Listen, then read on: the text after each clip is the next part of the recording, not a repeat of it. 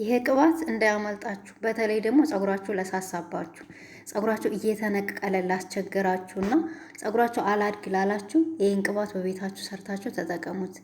በእውነት ነው የምላችሁ ፀጉራችሁ እንዴት እንደሚያበዛ እንዴት እንደሚያሳድገው በትንሽ ጊዜ ውስጥ የፀጉራችሁን ለውጥ ታያላችሁ። ሰላም ቤተሰቦች እንዴት ናችሁ? እግዚአብሔር ይመስገን ደህና ነኝ።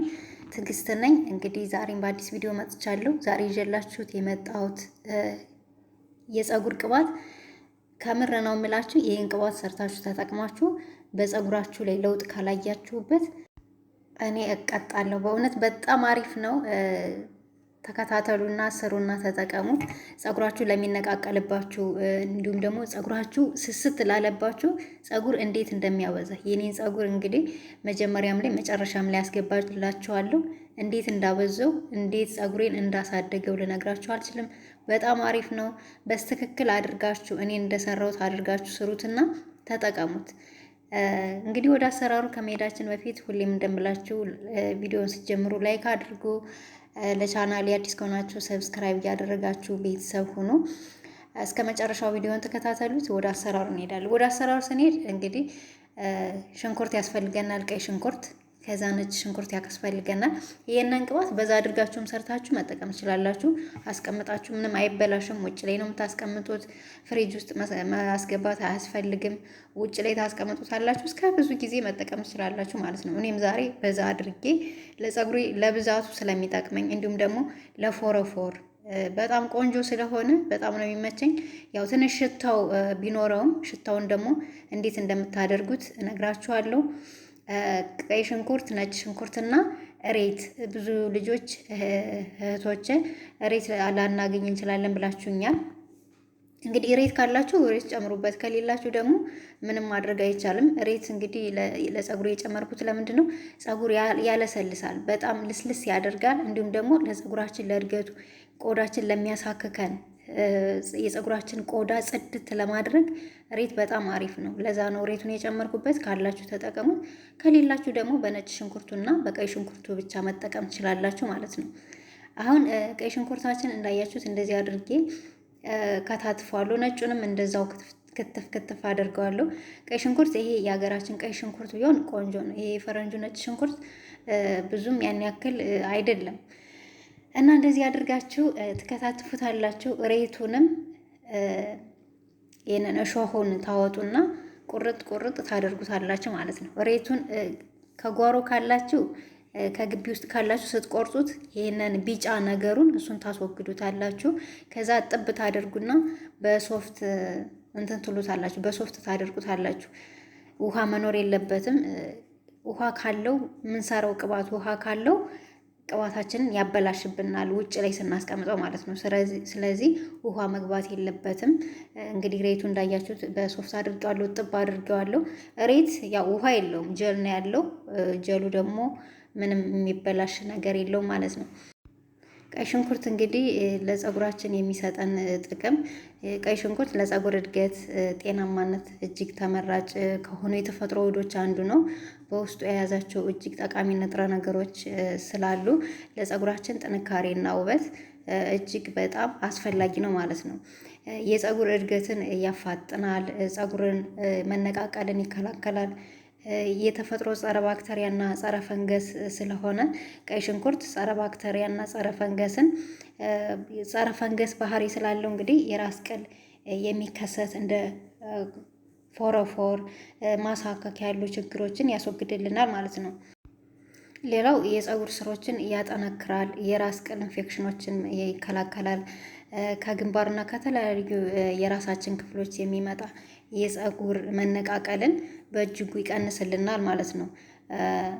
እንግዲህ ቀይ ሽንኩርት ሳልፈር በብዛት በመያዙ በውስጡ ከፍተኛ መጠን ያለው ሳልፈር ይዟል። ሳልፈር ለፀጉር እጅግ አስፈላጊ የሆነውን የፕሮቲን አይነት ለማምረት ይረዳል ማለት ነው። ይህም ደግሞ ፀጉርን በማጠንከርና እንዳይሰባበር ለማድረግ ይረዳናል ማለት ነው። ከዛ ቤተሰቦች እንዳያችሁት ሁሉንም ግብአት እንደዚህ አድርጌ እሳት ላይ ስትጥዱት የማይፈነዳ ነገር መሆን አለበት። እዚህ ላይ ጥንቃቄ ማድረግ አለባችሁ። ሁሉንም ግብአት ከከታተፍኩት በኋላ እንግዲህ እንዳያችሁት በዚህ በጠርሙስ ነገር ጨምሬዋለሁ። ከዛ ኮኮናት ቅባት ስላለኝ በኮኮናት ቅባት ነው ዛሬ የምሰራው እኔ። እናንተ ባላችሁ በሚስማማችሁ መስራት ትችላላችሁ። በወይራ ዘይትም በሰሊጥ ዘይት እንደዚሁ በኮኮናት ዘይትም መስራት ትችላላችሁ ማለት ነው። ባላችሁ ትሰሩታላችሁ ማለት ነው። ከዛ ውሃ እንደዚህ ድስት ላይ እናደርግና ያዘጋጀነውን ውህድ ላዩ ላይ እንጥደዋለን ማለት ነው። ከዛ ለ30 ደቂቃ እንደዚህ አድርገን በእንፋሎቱ ቅባታችን እንዲወጣ እናደርጋለን። አያችሁት እንዴት ቅባቱ እንደተቀየረ? 30 ደቂቃ ሙሉ ቁጭ አድርጌዋለሁ። ግን እዚህ ላይ እሳቱ ላይ ስታደርጉ የማይፈነዳ ነገር መሆን አለበት። እዚህ ላይ ጥንቃቄ አድርጉ።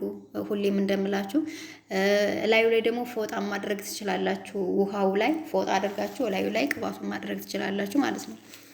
እና እንደዚህ አድርጋችሁ ትሰሩታላችሁ። ከዛ በኋላ ከ30 ደቂቃ በኋላ እንደምታዩት እንደዚህ አድርጌ ሰርቸዋለሁ። ቅባታችን አሁን ቆንጆ ሆኖ ወጥቶልናል። የሽንኩርታችን ቅባት ማለት ነው። ልክ ቅባቱ ሲወጣ ሽንኩርቱ ብስል ይላል። አሁን ሽንኩርቱ ወታች ነው ቁጭ ያለው። ሳጠለው እንግዲህ እንዴት ሽንኩርቱ እንደበሰለ ታዩታላችሁ። አሁን በጣም አሪፍ የሆነ ቅባት ነው። በዛ ላይ ደግሞ ውፍር ያለ ነው። ሬት ስላለው የሬቱ ጀር እንግዲህ ታውቁታላችሁ። ልድ ወይም ደግሞ ውፍር አድርጎ እንደ ተልባ ቅባት ነው ያደረገውና በጣም አሪፍ ነው። ቤተሰቦች ይህን ቅባት ሰርታችሁ ተጠቀሙት። በተለይ ፀጉራችሁ እየሳሳ እየተነቃቀለ ከተቸገራችሁ ይህን ቅባት ሰርታችሁ በቤታችሁ ፀጉራችሁን እንዳይነቃቀልባችሁና ፀጉራችሁ ደግሞ እንዲበዛ እንዲያድግ ማድረግ ትችላላችሁ ማለት ነው። ከዛ እንግዲህ እንደዚህ አድርጋችሁ ከሰራችሁ በኋላ በቃችሁ ተጨምሮና እንዳይሸትባችሁ ምን ትጨምራላችሁ መሰላችሁ? ቅርንፉል ውስጡ ላይ ትጨምሩበታላችሁ። እንግዲህ ወደ እቃችን እናስገባለን። በጣም ብዙ ነው የሰራሁት፣ ያው ለብዙ ጊዜ እንዲሆነኝ። እኔ በጣም ነው የሚስማማኝ። ያው ትንሽ ሽታ ቢኖረውም ግን ለፀጉር በጣም ተስማሚ ነው። ፀጉር ያበዛል፣ ያሳድጋል። ፀጉሬን ደግሞ እየተቀባው አሳያችኋለሁ። ፀጉሬን በጣም ብዝት ነው ያደረገው። ለሚነቃቅልባችሁ ፀጉራችሁን ማብዛት ከፈለጋችሁ፣ ፀጉራችሁን ቶሎ ማሳደግ ከፈለጋችሁ ይህንን ቅባት ሰርታችሁ ተጠቀሙት። መታጠብ አያስፈልገውም። ታቀቡት። ከዛ በኋላ ሳታበዙ ትቀቡታላችሁ። ፀጉራችሁን ስርት ታደርጉታላችሁ። በአብዛኛው ደግሞ ቁጥርጥርና ገመድ ፈተላ የሚባለውን እሱን ብትሰሩት ለፀጉራችሁ ለእድገቱ አሪፍ ነው። እንዲሁም ደግሞ እንዳይበጣጠስም ያደርጋል ማለት ነው።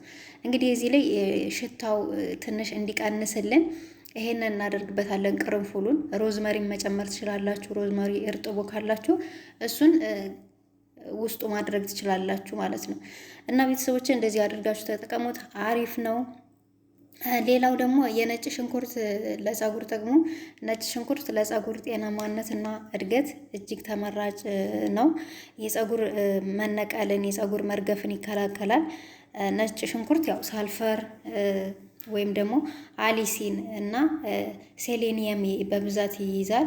አሊሲን የተባለው ንጥረ ነገር እንግዲህ የፀጉር ስሮችን እንዳይጎዱና ፀጉር እንዳይወድቅ ከፍተኛ አስተዋጽኦ ያደርጋል ማለት ነው። አዳዲስ ፀጉርን ለማብቀል ወይም ደግሞ አዳዲስ ፀጉሮችን እንዲያድጉ ለማነቃቃት የተፈጥሮ ፈንገስን እና ባክቴሪያን ለመከላከል ነጭ ሽንኩርት ኃይለኛ ጸረ ፈንገስ ነው። የፀጉር ጥንካሬ ለመስጠት እንዲሁም ደግሞ ከፊታችን ወይም ደግሞ ከግንባራችን የሸሸን ፀጉር ለመመለስ የተጎዳ ፀጉርን መልሶ እንዲበቅል ለማድረግ ይረዳናል ማለት ነው።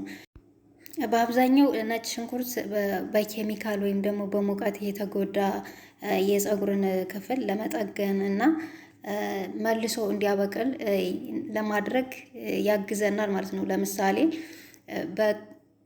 ቀለም ተቀብታችሁ ፀጉራችሁ ከተበላሸባችሁ፣ በሙቀት ፀጉራችሁ ወደ ኋላ ከሸሸባችሁ የነጭ ሽንኩርትን ቅባት ተጠቀሙት። ፀጉራችሁን መልሶ ያስተካክልላችኋል ማለት ነው። እና ቤተሰቦች እንደዚህ አድርጋችሁ ተጠቀሙት። በጣም አሪፍ ነው። የኔ ፀጉሬ እንደምታዩት በጣም ብዝት ብሏል፣ አድጓል። በጣም ነው የሚያበዛው። ፀጉር ደግሞ በጣም ነው የሚያጠቁረው። ቀይ ሽንኩርት ፀጉር እንደሚያጠቁር ታውቃላችሁ። በተለይ ሽበት ደግሞ ካለባችሁ ወይም ደግሞ ያለ እድሜ ሽበት እየወጣ ከተቸገራችሁ የነጭ ሽንኩርትን ቅባት አዘውትሩ። ብዙ ሽበቱ ብዙ እንዳይወጣና ደግሞ የወጣውን ሽበት ከለሩን እንዲቀይርላችሁ ያደርግላችኋል ማለት ነው።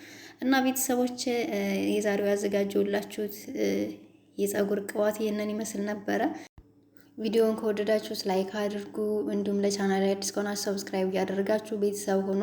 ሀሳብ አስተያየት ካላችሁ ደግሞ ኮመንት ላይ አስቀምጡልኝ፣ እመልሳለሁኝ። ፀጉሬ እንግዲህ እንደምታዩት በጣም አምሮበታል፣ በስቷል፣ አድጓል። እናንተም ፀጉራችሁ እንደዚህ አድርጋችሁ አሳድጉ። በሌላ በአዲስ ቪዲዮ እስከምንገናኝ መልካም ጊዜ። አመሰግናለሁ።